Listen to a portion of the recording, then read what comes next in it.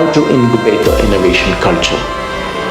After studying innovation among 759 companies based in 17 major markets, researchers Gerald J. Tellis, Jaideep C. Prabhu, and Rajesh K. Chandy found that corporate culture was a much more important driver for radical innovation than labor, capital, government, or national culture. Organizations that have made a headway progress in innovation create a climate conducive for innovation. From value creation to creating a unique proposition in the marketplace, organizations build on the culture of collective agreements and disagreements. Cultures are essentially systems of permissions. To boost the culture of innovation, that means more permission is given and less control is imposed. Remember, innovation flourishes in the open space and not in the closed space. And the most important thing to remember is that companies that are innovative create space for innovation. When companies are caught up in the daily whirlwind of working on something, they tend to pay less attention to what to work towards. Therefore, creating that space for innovation is critical to incubate an innovation culture. So the point is, create space for innovation. To speak in the physical sense of the word, innovative spaces matter. Experience shows that there is a correlation between physical workplace and a culture of innovation. This does not mean interior decoration drives innovation. Rather, it contrasts to the traditional cubicle setup. Spaces designed to encourage collaboration and creativity have a positive effect on employees' mindset and motivation. Taking these cubicles out of the workplaces, you're sending a message of teamwork and collaboration. Moreover, designs that help people from different departments to bump into each other leads to conversation that can lead to great innovations. But making space for innovation doesn't stop at the literal meaning of the word, just making spaces within the physical space of an organizational setup. To build a culture of innovation, an organization must have enough space for creativity and innovation. We need to create mental spaces and spaces between people.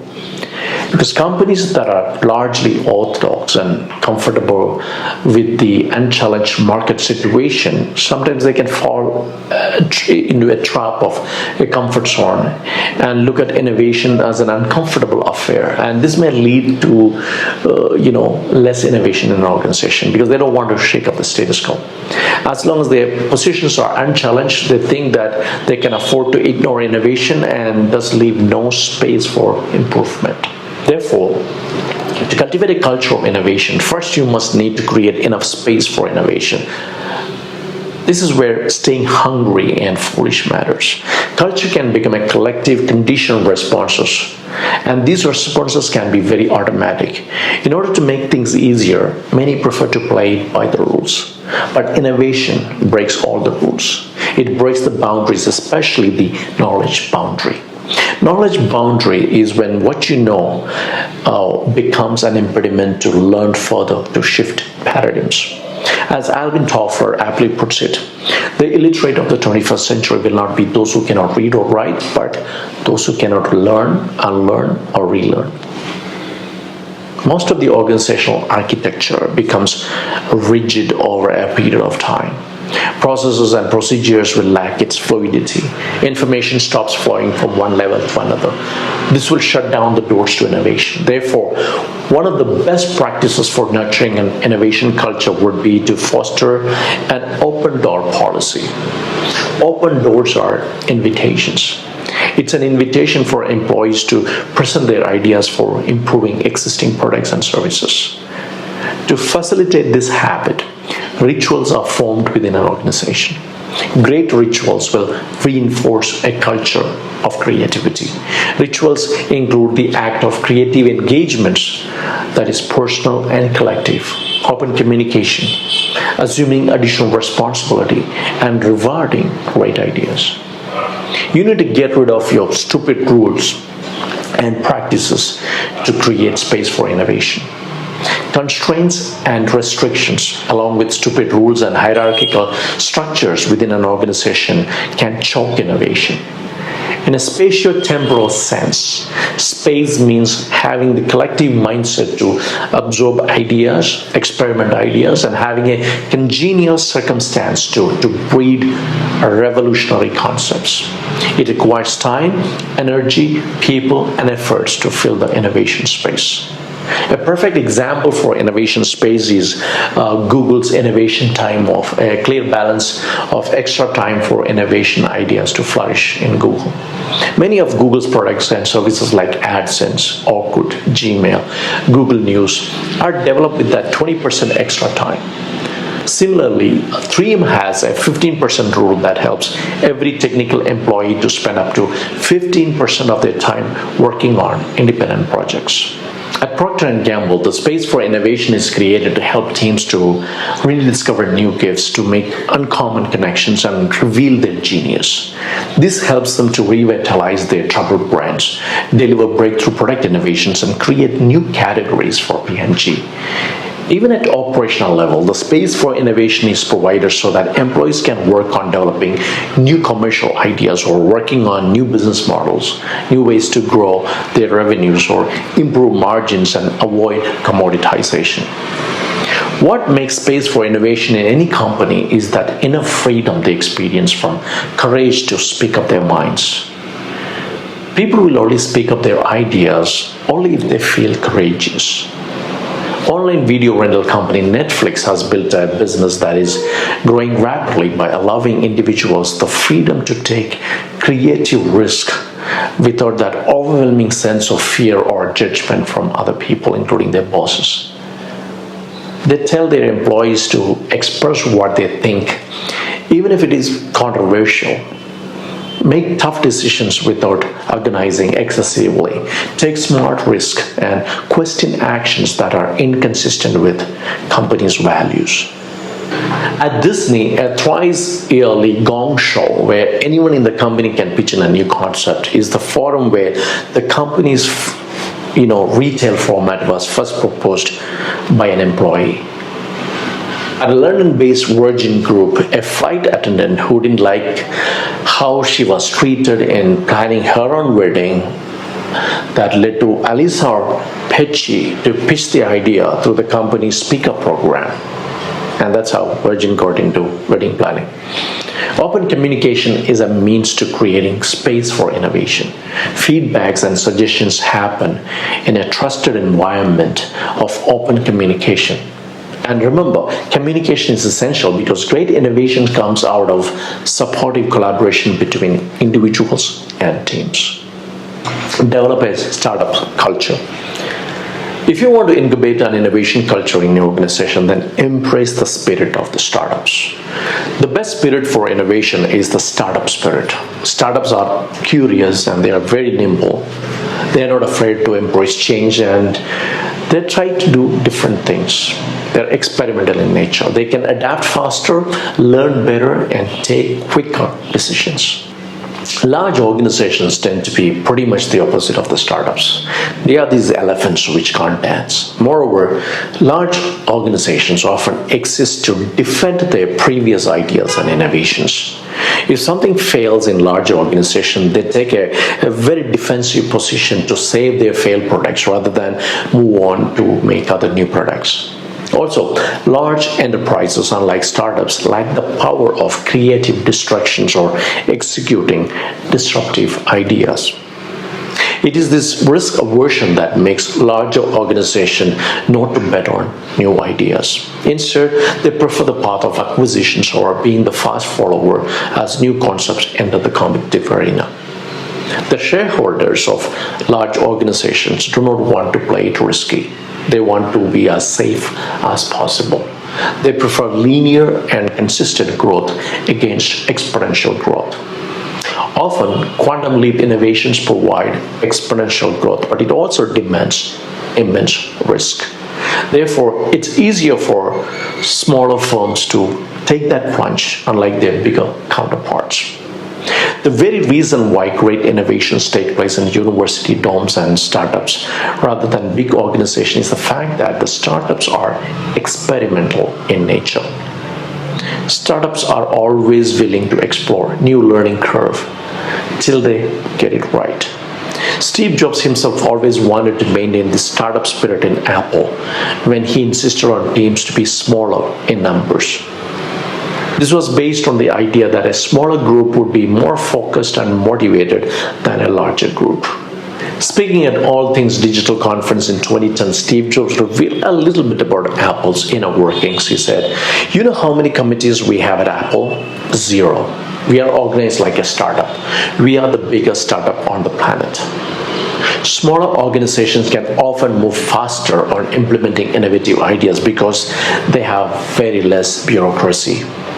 When Jack Welch was re-engineering General Electric, he said, "My goal is to get the small company's soul and small company's speed inside our big company."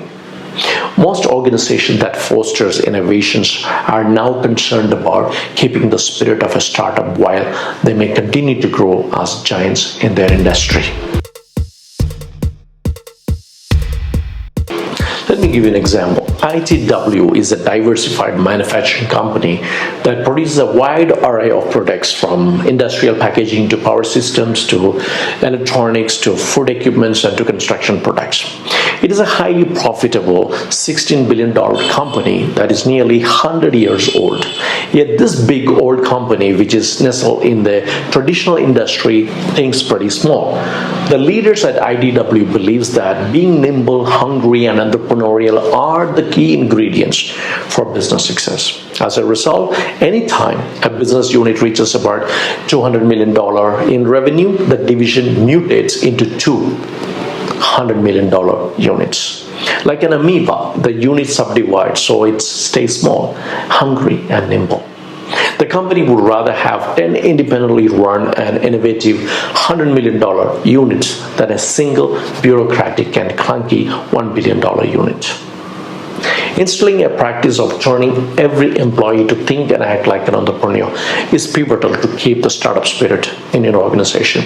In a startup, the team is smaller and they are highly collaborative with ideas. When you instill a sense of ownership in an employee, their minds open up to ideas beyond their functional level of this paycheck balanced performance. According to a 2008 study by Harvard University, there is a direct correlation between people who have the ability to call their own shots and the value of their creative output.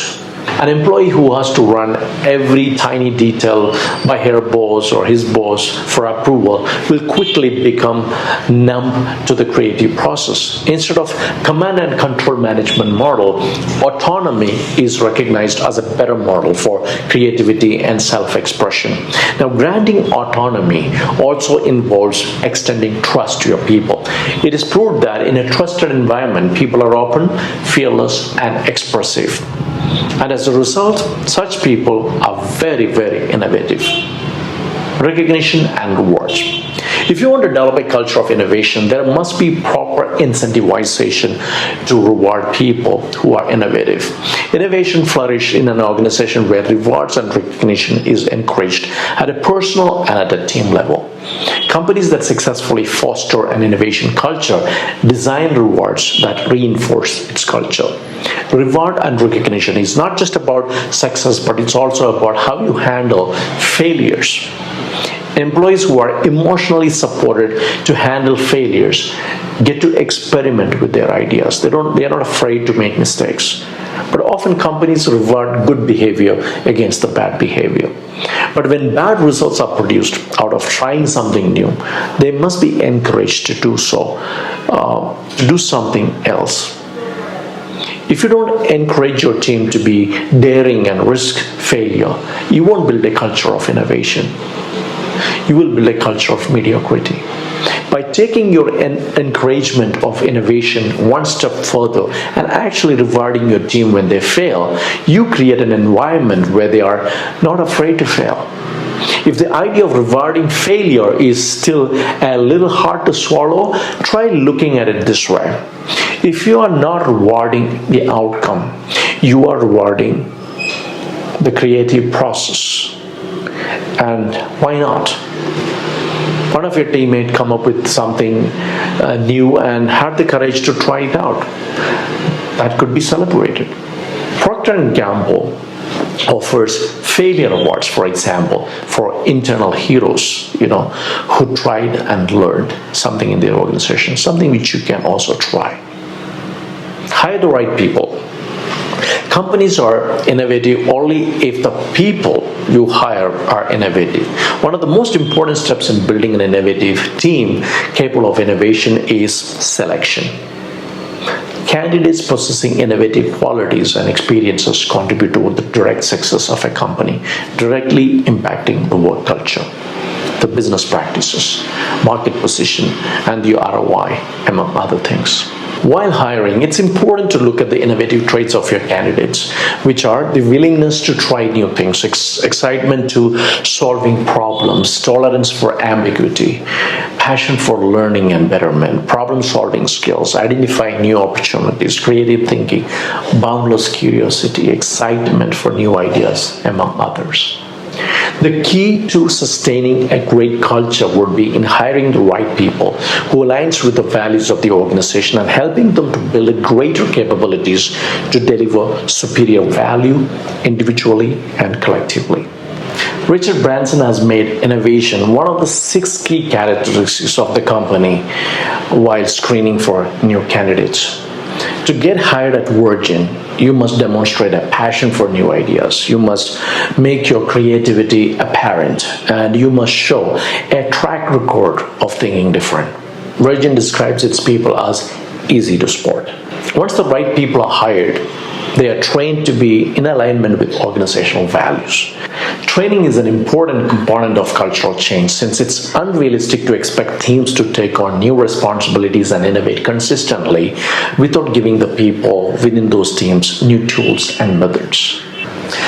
Einstein defined insanity as doing the same thing over and over again and expecting a different results. If you don't incorporate training or new thinking, new methods, and new processes into your innovation initiatives and cultural change, you're expecting different results from the same process. That is insanity. Once they are trained, once your people are trained, people are given with a shared vision about where they are going, and everyone in a team will contribute and collaborate to meet the end objective. Overall, corporate culture is the invisible force that provides visible results through innovation. The right culture has the power to propel an organization to move in the right direction. You can see the element of collective leadership at work here, where people are moving in unison to achieve a common goal. And without the right culture in place, even if you roll out innovation, the very culture has the capacity to choke innovation and kill innovation. That's how powerful it is to develop the right innovation culture if you want to become an innovative organization.